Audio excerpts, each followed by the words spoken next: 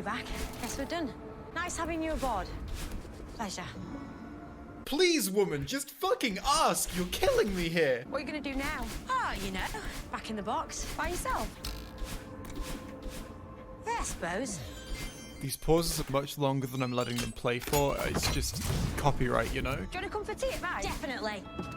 I want to make it clear, it's not just that she's different. It's not just that change has happened. It's that this is antithetical to what she was before. I like change, and I expect it with every Doctor, but let's take some time to focus on the ways in which she's changed and the ways in which she stayed the same. There are loads of ways she's stayed the same, but they're all really superficial. On the surface. It's just like how previous Doctors had core principles that led to them having a distaste for weapons, whereas 13 doesn't have any core principles, but just gets angry whenever a gun is around. She's retained the thing you see on the surface, but nothing deeper than that. It's not a clear and deliberate change with purpose and function.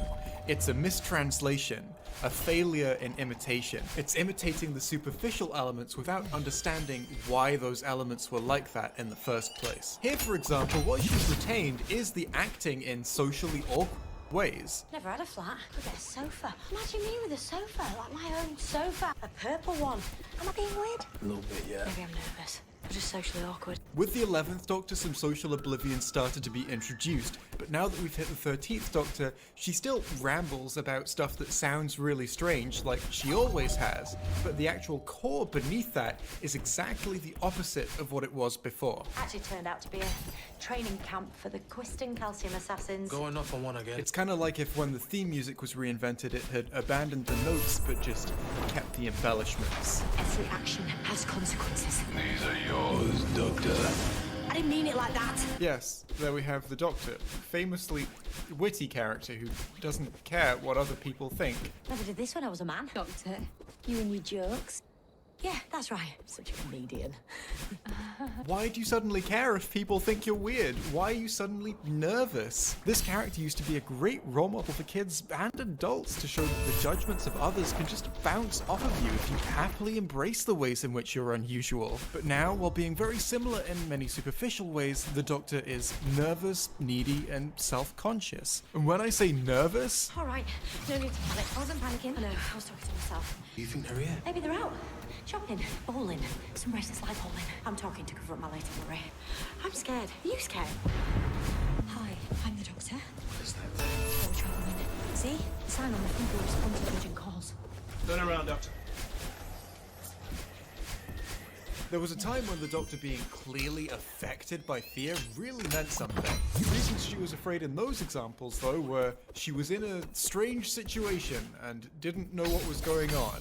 She'd just seen the Thajarians in Demons of the Punjab and didn't know what they were yet, so she's encountered some strange aliens behaving suspiciously.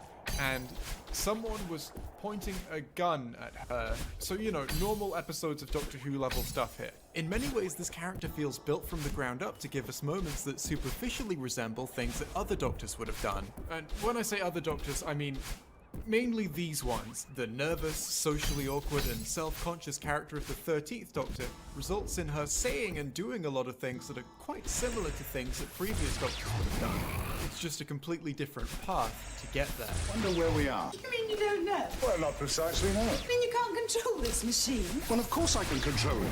9 times out of 10. You can't control this thing, can you? Excuse me? Yes, I can. Most of the time. Just sometimes, like now, it has a mind of its own. The 4th Doctor is just gliding through as he says this. He even adds 9 times out of 10, because, you know, he's not actually that concerned whether he's perceived as a good pilot or not. He's just having fun. The 13th Doctor, while she says something superficially very similar, communicates that underneath there is a very different motive. She seems genuinely offended and self-conscious, and actually tries to explain why it wasn't really her fault. She can't be undermined by having people think she's not a good pilot. All of this culminates in one of the most widely criticized 13th Doctor moments. Graham, a cancer survivor, is telling the Doctor how much the idea of his cancer returning scares him. The thing is, Doc, I worry about the cancer coming back, and I didn't know